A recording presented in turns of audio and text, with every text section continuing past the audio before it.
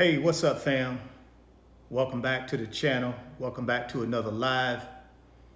Man, we are certainly in some trying times. So I thought I'd get on tonight and do a little Q&A. First of all, check on you guys. Make sure you're doing okay. Make sure your families are doing okay. And, just talk a little bit about investing and how we can look for opportunities in times like this. And I know that's not, popular, but let's face it. There are going to be individuals and companies making certain strategic moves in order to put themselves in a position to be able to take opportunities during this time. And I think as investors, we should be looking for strategic opportunities as well. Now, again, like I said, my heart goes out to anybody that's affected by this health crisis. I'm doing what I can from a self-quarantine standpoint, limiting my interactions with anybody, and I hope you guys are doing the same thing. And I know eventually we will get on the other side of this thing.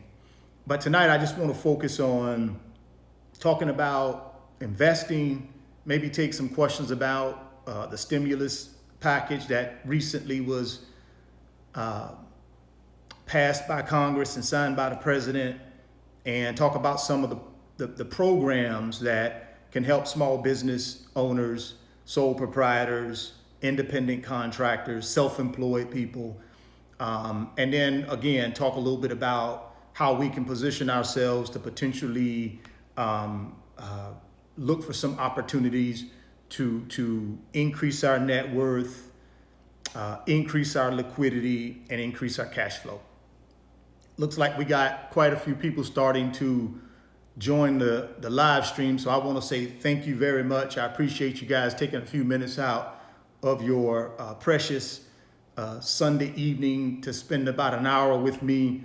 And again, just wanted to get the community involved on the live stream tonight to just talk and discuss some ideas and things like that. So what I'll do is I'm gonna start diving into some questions here because I see quite a few of them are starting to roll off.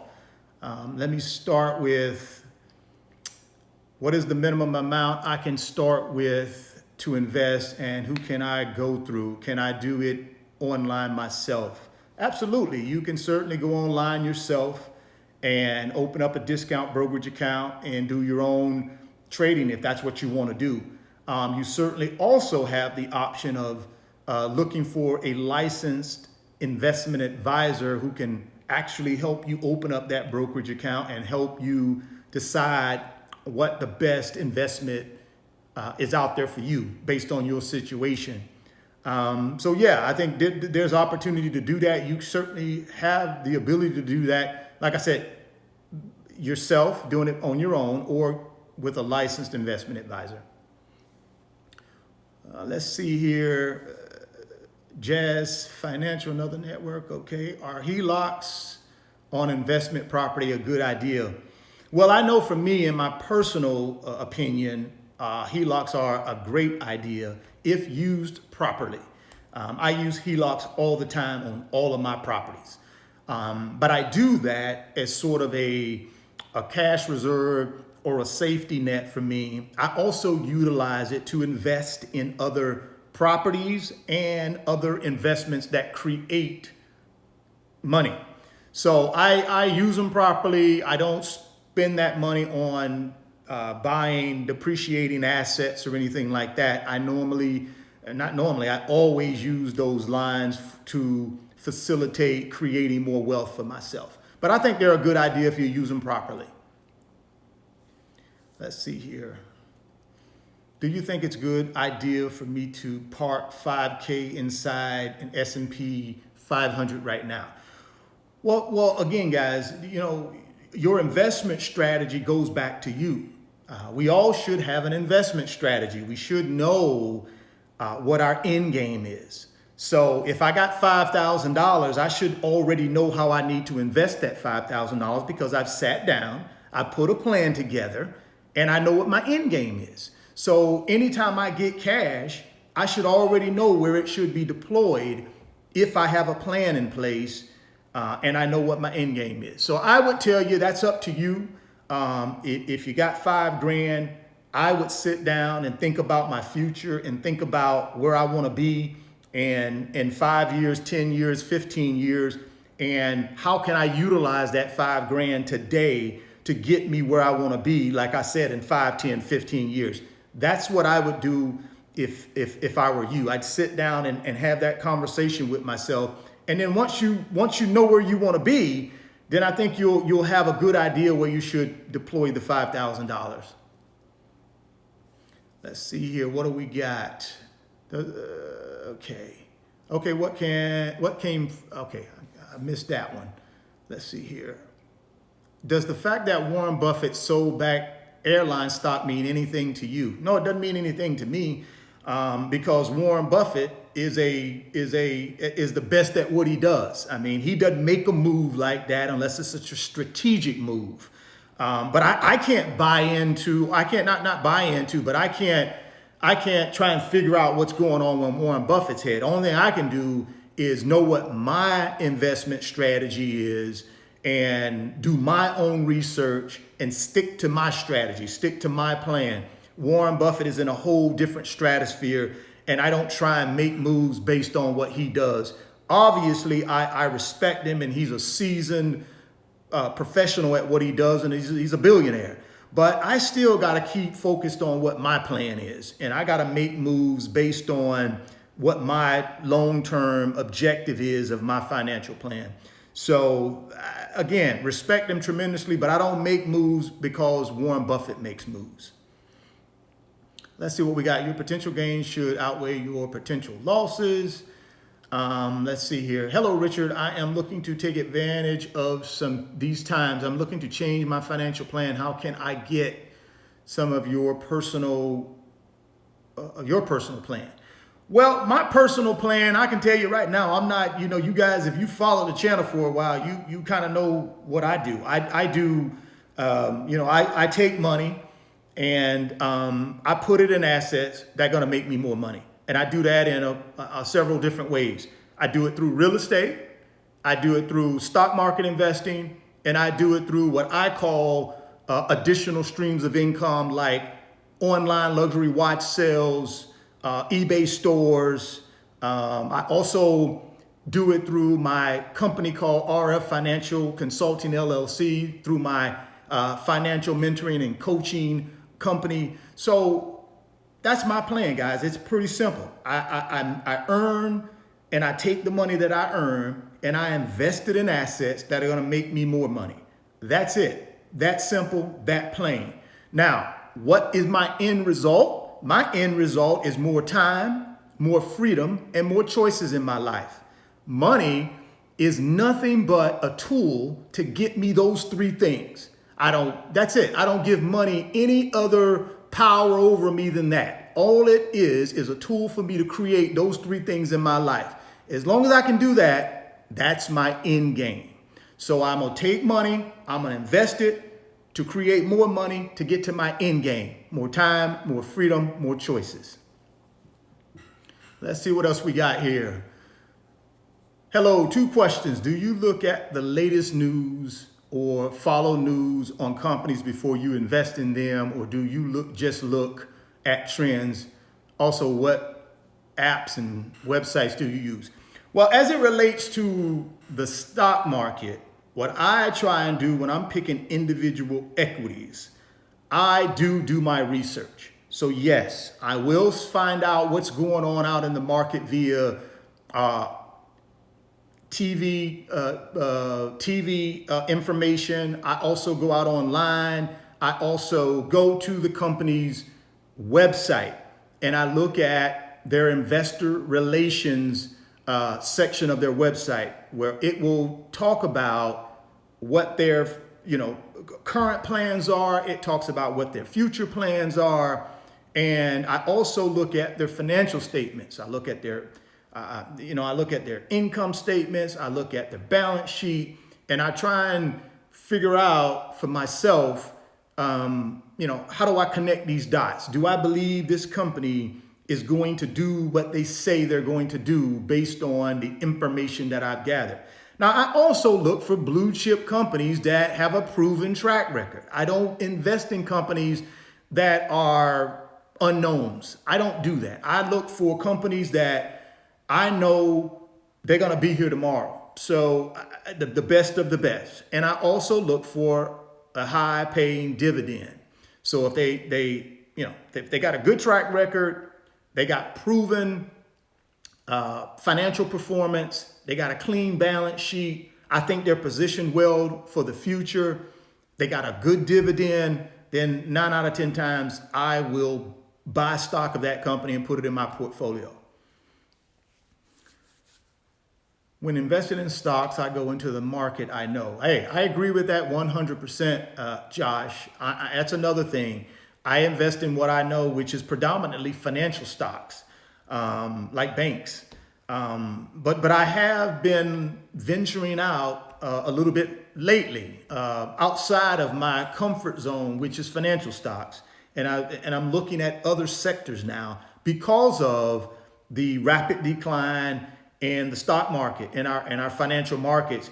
A lot of these companies in all types of sectors, all types of industries are trading at a discount. As long as they're blue chip companies, they got a proven track record, strong balance sheet, they'll be here tomorrow, great dividend, I'm starting to look at outside of the financial services industry. What else do we got here? Let's see. Have you ever thought about water companies? Personally, Darius, I have not, but that doesn't mean there's not an opportunity to pick up a few at this particular point. It's just not a sector that I know anything about or am interested in pursuing. But certainly do your research, do your homework, and if there's some companies out there in that sector that are high performing companies, they've been around for a while and they pay a good dividend, definitely consider them. Let's see what we got here. Do you day trade? Does it pay better to play the long game? Looking to invest $1,000 to $2,500 in the stock market while it's low. Examples: airlines, cruise ships, stocks. Thank you. I do not day trade. I know nothing about day trading. I'm a long-term buy and hold investor. So I go and I buy and I get a dividend, and I take that dividend and I reinvest it into purchasing more stock, and I hold long term. And it's only blue chip companies that I believe in. So no, I don't day trade. I think if you got $1,000, $2,500, again, I know this might not be the popular thing to say, but you got to figure out what your end game is before you invest that money. You need to figure out what you want to accomplish long term or short term with the $2,500. If it's to put it in blue chip stock and take advantage of these companies trading at a discount, then I think you got to have at least a 24-month hold in order for it to make sense. Because I think it's going to take 24 months in order for the majority of these companies to be back at a level that they were at prior to this health crisis that we're in. So if you're looking to put it in something and then next week you're going to get out and make an additional $1,000, I'm not going to say that can't happen. I just don't think likely it will happen because, hey, the market may be still on a downward trend. I think it's kind of bottomed out and it's kind of where it's going to be. There are people out there think it's going to even go lower. So be careful. Have your end game in mind. If you're going to invest in equities or any other type of investment, have a long-term hold, at least 24 months, and I think you'll be okay. I'm 31 and have $40,000 to invest. And how would you do it? $20,000 for security and bills. Well, if it was me, if I had $40,000, what I would do is, first thing I'd look at is, do I have any high rate loans out there, debt, anything over 6, 7%, anything over 5% actually and up, that's the first thing I would attack. I would rank the debt from highest interest rate to lowest interest rate, and I would attack the highest interest rate debt first. So that'd be the first thing I would do. Second thing I would do is I would secure and shore up my emergency fund. I'd make sure I got 6 to 12 months of emergency fund to pay my expenses. So that's the second thing I'll do. And then the third thing I would do is think about, what am I interested in as it relates to investing? Am I interested in equities? Am I interested in building an investment portfolio with, mutual funds, with equities? Or am I interested in doing real estate? Do I want to build a real estate business? Or do I want to do both? Or do I want to start a business? This is a great opportunity as well to start a business, in my opinion. I know a lot of people, I wouldn't start a business in these down. No, I think it's a great time to start a business. So yeah, I would have to figure out what I wanted to do with the rest of the money. And in my case, I would probably take the money and I would probably allocate it two ways. I would probably go equities, and then I would probably go real estate. That's what I would do, because I don't like keeping all my eggs in one basket. Do you see the housing market in Florida being negatively impacted by the current crisis? If you are a real estate investor, would you hold off and buy and hold for purchase for 6 to 8 months? Well, I think if this health crisis continues, I think the whole country is going to be impacted from a real estate value standpoint. If it continues, 90 days from now, 180 days, then absolutely. I think at some point, if enough people in all industries, if there are enough people that are not working, right now, I think the three main industries people are not working is hospitality, food service, and tourism.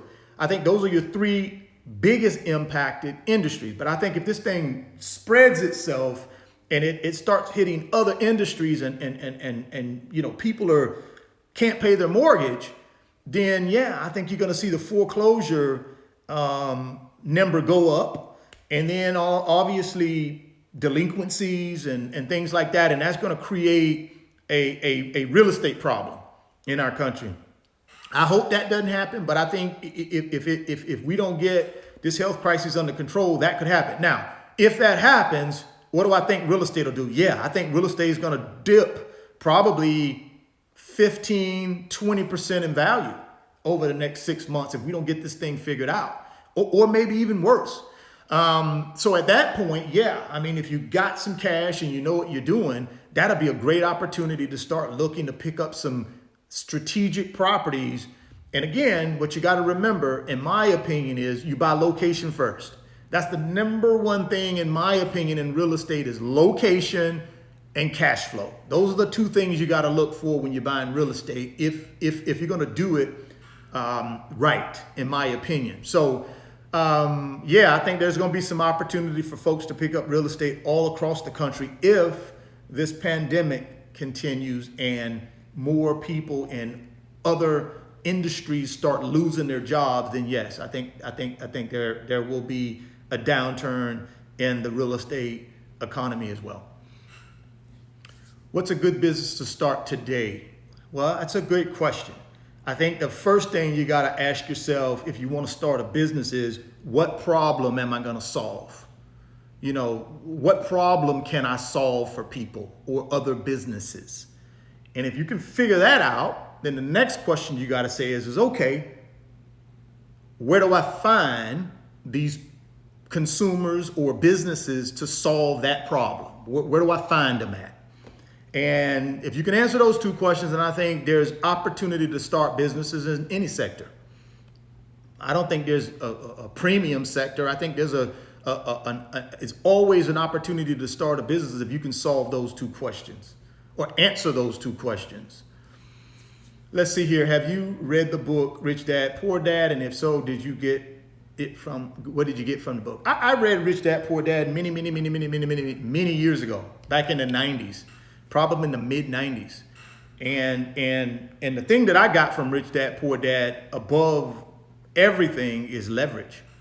How important leverage is when it comes to pretty much any investment, in my opinion, not just real estate, although that's what he focused on.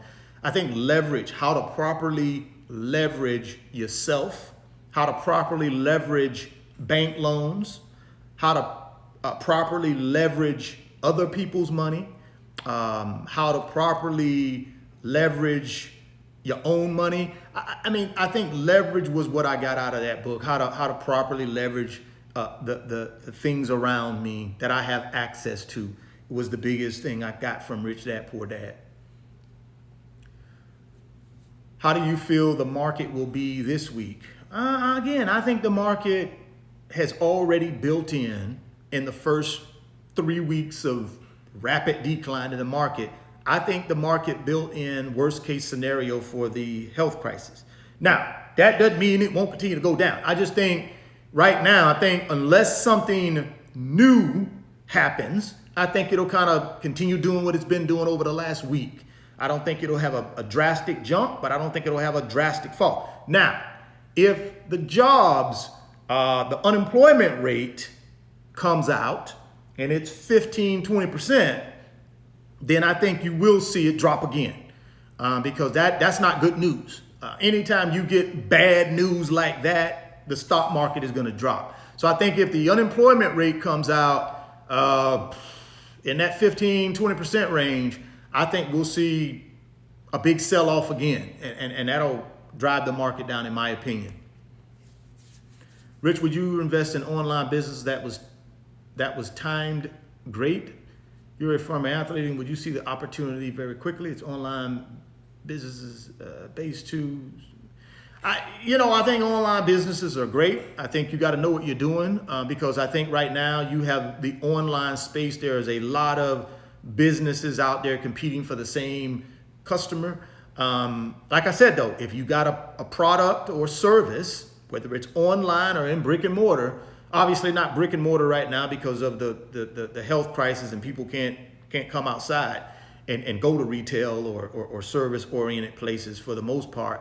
But online, same thing. If you can solve a problem and you can find that customer to solve that problem for them, then yeah, you can start an online business. But I still think you got to be able to solve a problem. You got to have a reason why people are going to bypass Amazon and bypass eBay and bypass all these other huge retailers or service providers to come to your business online. You got to have a compelling reason for me not to go to Amazon for 99% of the retail stuff that I need in the environment we're in. Why would I go to your place instead of Amazon? So that's why I say you got to solve a problem, and you got to know how to find your client to solve that problem are the key things. You solve those two problems, you answer those two questions, you can start any kind of business in good or bad times, in my opinion.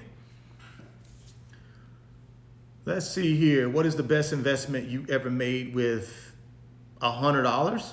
I think that's what that is.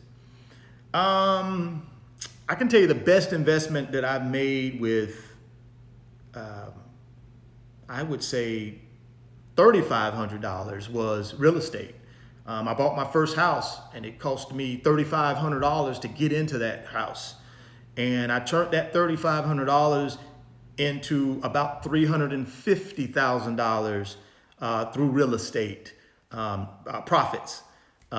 So yeah, I mean, that was probably for me the best investment that I made, because that gave me a springboard into other things that I could take that money and invest in, which created ultimately for me financial freedom. So that would probably be the best investment. Not quite $100, but for $3,500, it was a good investment. Let's see, what do you think about the whole CARES Act stimulus package? I think it's great. I mean, are there going to be some things that aren't going to be perfect. Yeah, but let's face it. We're in a real bad crisis right now, and I think getting something out where people can get some relief, whether it be through the $1,200 stimulus check, whether it be through the small business loans through SBA, or whether it be through the mortgage payment relief assistance program. Hey, I think anything our government can do to put money in circulation and to help the folks that need it the most, to keep our country functioning and operating, and people with a roof over their head and food in their mouth, and for those that need to go out and work, transportation, I'm all for that, man. I'm all for that. Let's see here. Okay, thank you. When you say numbers, do you mean real estate cash flow or cash on cash return? Well, for me, when I look at real estate, I look for two things. I'm going to look for cash flow, and I'm going to look for a 10% cash on cash return. I'm also going to look for capital gain. So when I buy real estate, I have a 3 to 5 year hold pattern. So in that 3 to 5 years, I want cash flow to be able to pay all the expenses for the property and be able to build a reserve fund for me, which I call my cash on cash return. I take no money from the property to live on. I keep all the money in that property until I'm ready to transition it to the next property. At the end of that 3 to 5 years, I'm gonna look at the market and say, okay, what type of capital gain can I get out of this?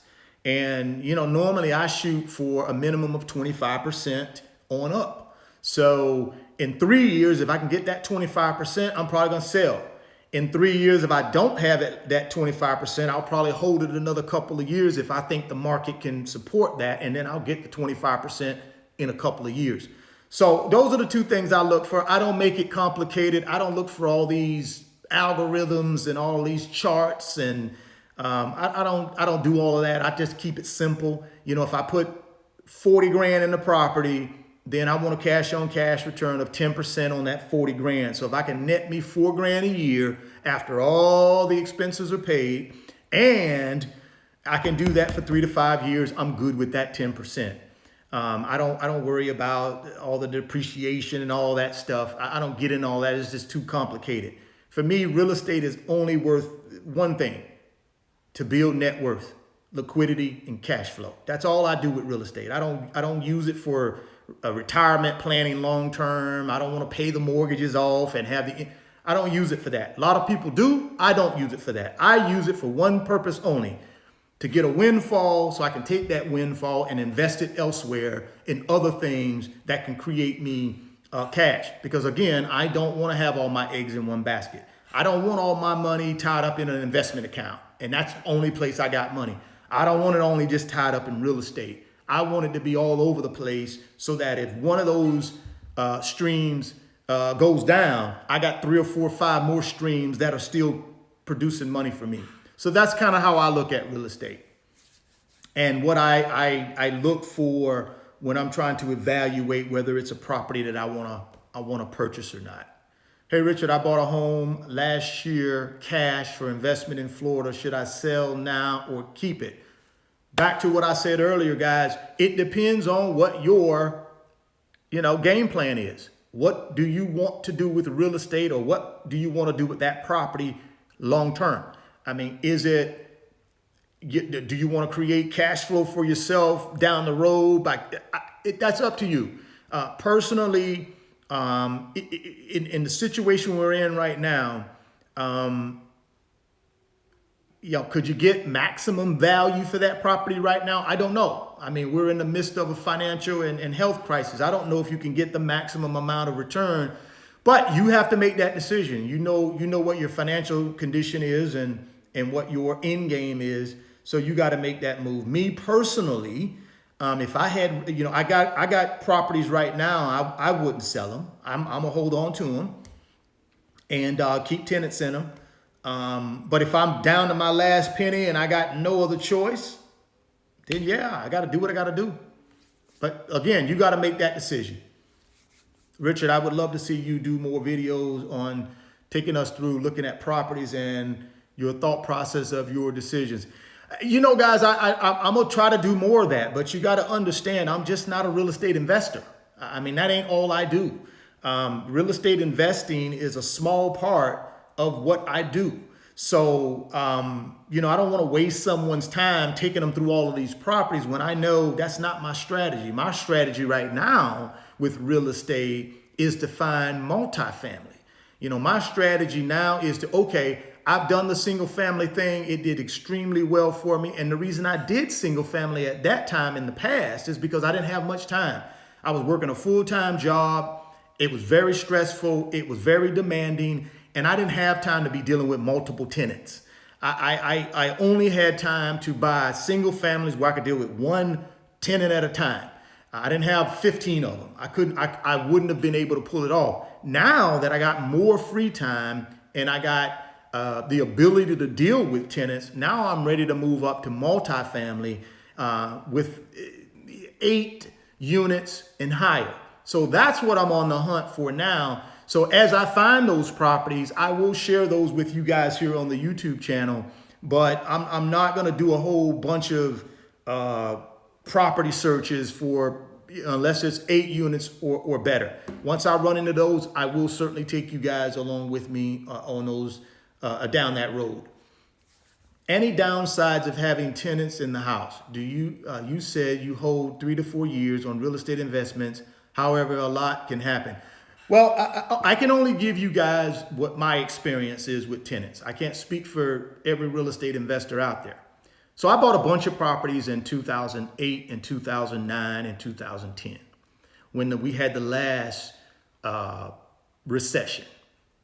Now, I bought those properties at good prices. And I'm here to tell you guys, I never had a problem with a tenant through the last downturn. Not one problem.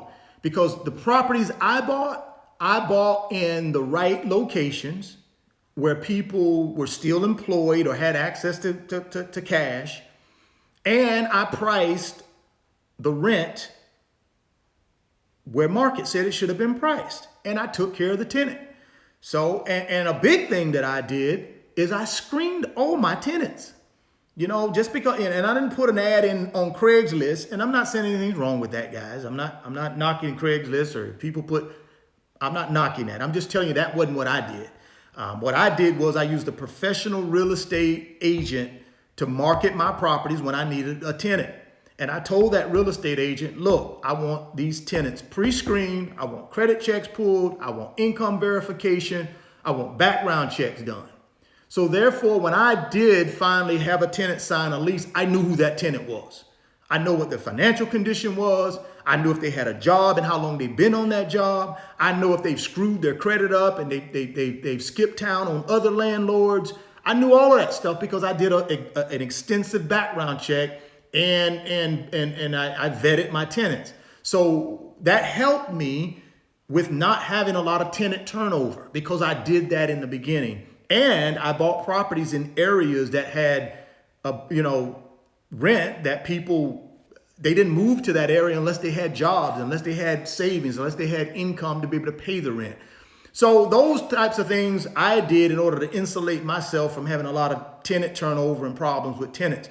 Through the downturn and even today, I don't have problems with tenants. If a tenant doesn't honor their obligation, then they move. If they don't want to live there anymore, they move. But I've not had bad luck with tenants. Knock on wood. Let's see here. If you had discovered luxury watch sales and you had $1,000, what would you be considering with your knowledge now? Whoa, if I had $1,000 and I wanted to get into luxury watch sales, what would I do? Well, I would go out and buy myself either a Tag Heuer. I would buy myself either a Breitling or an Omega, and I would join the watch forums. I would put those watches up for sale on the watch forum, and I would just get started. See, that's what I did when I started many years ago. Excuse me. I didn't know anything about watches, especially not online reselling of watches. But when I joined the watch forums, I would go on there and I would participate. I would go through the forums and I would get in little chat discussions with other watch enthusiasts. I would also go and look at the classifieds where all the heavy sellers on the watch forum was selling watches. And that helped me understand what price point I should have a certain watch at. So if I bought a watch, if I want to buy a watch, say let's just say an Omega Seamaster Planet Ocean. I wanted to buy one of those and I want to resell it. First thing I do, I go to the watch forum. I go to the classifieds. I put in that description of that watch with the serial number, and it'll pull up all of the watches that match that description. And it'll tell me what everybody's selling them for. So what that tells me is okay, if this is what the market says they're worth, then I need to go somewhere and buy it below that price. And then I would go search for that same watch below that price. And that's how I learned, and that's how I started luxury watch sales. It was going to the watch forums and just participating, understanding that the classifieds are there to be able to help me get an idea of what a watch should be retailing for on the gray market. And then it was up to me to go out in the open market and find that watch for less than that. And then I would buy it for less than that. I'd turn around, I'd come back to the watch forums, take my pictures, put a description up, and I would sell the watch. And that's how I got started. 4 parts I'm looking for from real estate are down payment, monthly payment, debt reduction, back-end payment. Sounds like a good plan. Stay on the straight and narrow. Stay on your plan. I would stay away from the big company. Okay, Richard, I was told that cars and houses are going to be cheaper in the coming months. What is your next car purchase? Well, right now, guys, I'm not purchasing any cars. I'm gonna pool all my money and get ready for if this real estate thing happens, which I think it will. So I'm gonna pull every resource, every dime, and concentrate and wait for that. So I'm not going to be buying any cars. I'm not going to be buying any of that stuff right now. I'm not going to be selling any cars either right now. But I'm not going to be changing any of that stuff. Right now is the time where you should be positioning yourself to be able to increase your net worth 3 years from now. You should be taking every available resource and be getting ready. One, in my opinion, like I'm doing, I'm in equities as much as I can. I don't care how far they go down. It doesn't matter to me. Oh, it's going to keep going up. I don't even care about that. What I care about is 10 years from now, where is it going to be? So I'm in equities, heavily in the equities. And now I'm starting to get the war chest together so that I can go after 2 or 3 strategic multifamily properties. Actually, I had one today where my realtor here locally, I made a video probably 2-3 weeks ago about a property in Cape Coral, Florida. It was an 11-unit townhouse community. Well, it's more than 11 units, but the developer has 11 units to sell. He now wants to sell 9 of those units, and he's reduced the price.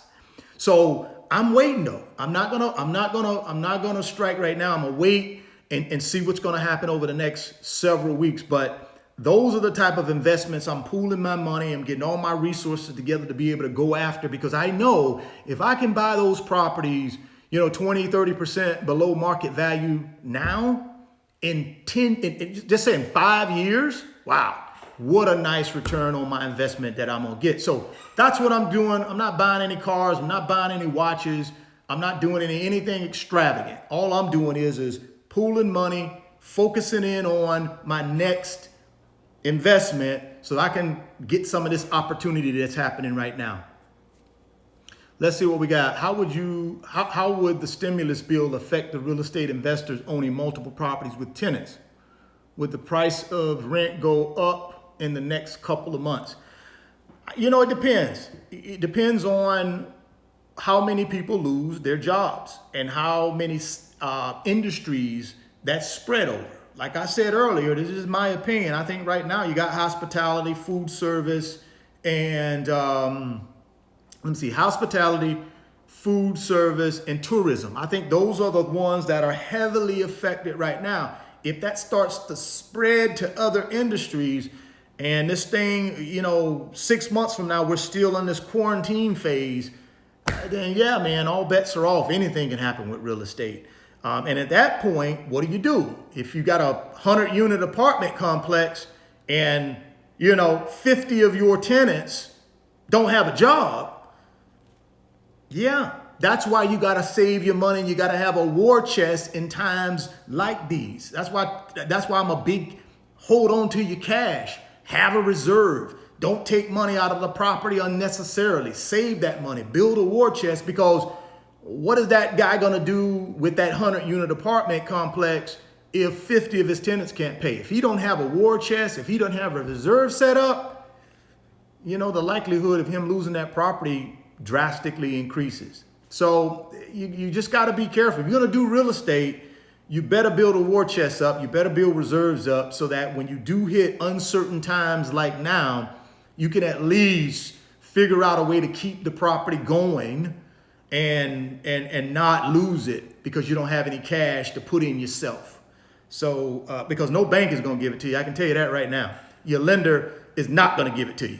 The lender is going to say, make your payment. They may do some forbearance agreements for you for a little while, but at the end of the day, that's your problem. That's not the bank's problem. The bank is going to just take the property and then sell it to the highest bidder and try and recoup whatever's owed on their principal balance on their loan.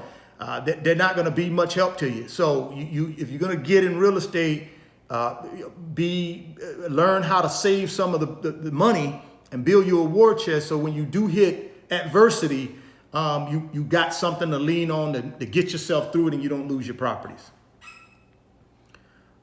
Richard, when do you think it will crash? Guys, I hope the real estate market doesn't crash. What I think will happen, I don't think it'll completely crash like it did in 2008. I think what will happen though is you will have a 15, 20% reduction in prices. And the reason you'll have that is because the people who have to sell their real estate because they've run out of cash, they're going to have to reduce their prices in order to sell it. And that's what's going to create the opportunity, not oversupply or anything like that. What's going to create the opportunity is when people who run out of cash and their only asset they can convert to cash is real estate, they're going to have to sell it. And the only way they're going to stand out from the next guy selling this real estate is reduce the price. That's what's going to probably end up happening. I don't want that to happen, but if this thing carries on, we're going to see a reduction in prices, and we're going to see people run into cash flow problems, and they're going to have to start dumping some of their assets in order to create cash. And real estate is one of the big ones they're going to have to dump. Let's see here. Looks like, guys, we got about 15 minutes, and then I'm gonna close out the live.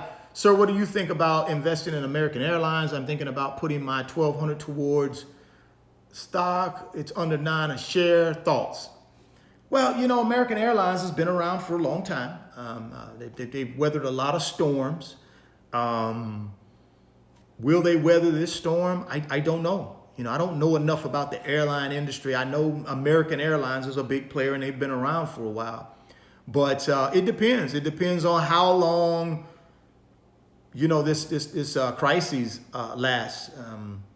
But what I would do is I'd do a little bit of research on them. I'd probably go look at their financials. I'd probably see kind of what the industry experts are saying about the airline industry. Do they see consolidations coming?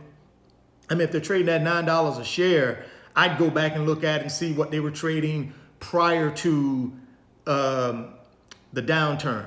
I'd also go back and look at probably the last 3 quarters of their financial statements to see if they were already in trouble or already not positioned well prior to the crises. So that's the type of homework you want to do on these companies. You don't want to just look at them right now in the middle of the crises. You want to go look at them pre-crises, and then you want to go look several quarters back. And then you want to also kind of see what are the industry experts saying about that particular company. Because all these guys who make all this money, man, I'm not saying they're always right, but every one of them ain't going to be wrong. So if you see consistently these industry experts are saying American Airlines, blah, blah, blah, blah, blah, pay attention. You know, if you got one rogue out there, maybe I see you dismissing that. But if you got several of these analysts, these experts saying this is what's going to happen, then I would listen to that. Obviously, you got to make your decision on that. But I don't know enough about American Airlines or the airline industry to make that call, or even give you any solid advice on that. Thoughts on buying on margin in a time like this? HELOCs or using business loans? You know, that's a personal decision. Me personally, would I use a HELOC in order to put money into the stock market with the right companies? Absolutely, I would do it. That's just who I am, though. I'm not afraid to do that. I'm always gonna, for me, the equity that's in a house is money I should be using to create more wealth. That's the way I look at it. I don't look at a house like a lot of people look at it. I look at a house as an investment tool. And whatever equity I got in it, I'm gonna use that equity to leverage myself into other things and to create more income. So for me, yes, I would use a HELOC in order to make investments that I believe are gonna create assets down the road. Absolutely. Let's see here, looking to invest in Cape Coral area, but not sure about the jobs available that location has to offer. Well, Florida is a tourism state. So, we're heavy tourism, we're heavy hospitality to support that tourism. We're heavy food service. We're also heavy health because we have an older population. So we do have a robust health industry as well. But, have a few big companies moved here over the last years. Hertz has his headquarters here. The Gartner Group has a headquarters here. Yeah, we got some companies but really the main industries, in my opinion, are tourism, hospitality, food, and health. And 3 of those 4 are shut down. So I don't know if, I'm not sure if this is the best place to come to find a job, but that's my opinion, though. Thoughts on gold stocks and silver stocks? Be great. Good question, but I know nothing about gold or silver stocks because I don't invest in any of that stuff. So if anybody else in the chat wants to chime in, please do. But I don't know much about that. Let's see. First time buyer and have money saved. How can I find a deal? I'm new to this. Well, it depends on where you're at. I don't know if you're in the United States, if you're outside of the United States. What I would do is I would invest some time in finding me a good real estate agent and sitting down with that real estate agent and walking them through what my game plan is for real estate, what I want to accomplish by buying real estate, and then have that person go out and look for those deals that fit your lens that you're looking for to buy with real estate. That's what I would do. I would invest my time and find me a good real estate agent in the area that I'm in, and have that person help me identify the right property for me. That's the advice I would give you. All right, guys, we got about 12 minutes and then I'm gonna wrap up. Again, I wanna say thank you to you guys who had the time tonight to stop by the live. Also, I hope your families are doing well. I hope you're doing well. Hopefully this crisis will pass at some point. At least that's what I continue to pray for. But until it does, we got to just continue to move on with our lives. We can't allow it to stop us from moving forward. We got to continue moving forward, keep investing, keep looking for opportunities. We cannot allow this thing to put us on the sideline for 6 or 12 months. And then we miss out on all this opportunity. So yeah, keep yourself healthy, keep yourself safe, but also continue moving your thing forward so that you can reach your financial goals. Let's see what we got here. Last couple of questions. I'm going to go right back to gold and say, okay, great information, Richard. Thank you so much, Raphael. I appreciate that. Let's see here. Nuno, thank you very much. I appreciate that. You stay safe as well. when you own rental homes, do you do all the property management or do you hire a firm? No, I do my own property management because, again, guys, like I mentioned earlier, I only had single family homes. I didn't have like a 30 unit apartment complex or anything like that. Now, as I uncover multifamily deals and start buying some multifamily properties, yes. What I'll probably end up doing is I'll create my own property management company and hire a few folks and just manage it myself, but not be there on the day-to-day operations. I hire a couple people that can be there for the day-to-day, and then I'll just be the overseer and dealing with the contracts and stuff like that, but at least I won't have to deal with the day-to-day. That's what I'll probably end up doing is forming my own property management company to manage the multi-family properties that I purchase.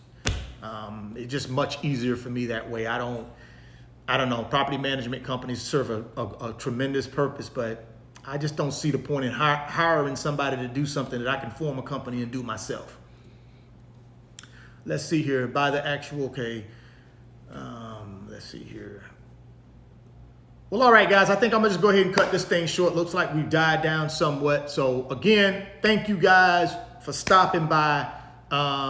Continue to stay safe, but also continue to look for opportunity out there, because at the end of the day, we don't want to miss any opportunity, even though I know we got to be careful and conscious of what's going on around us. We still need to be looking for opportunity.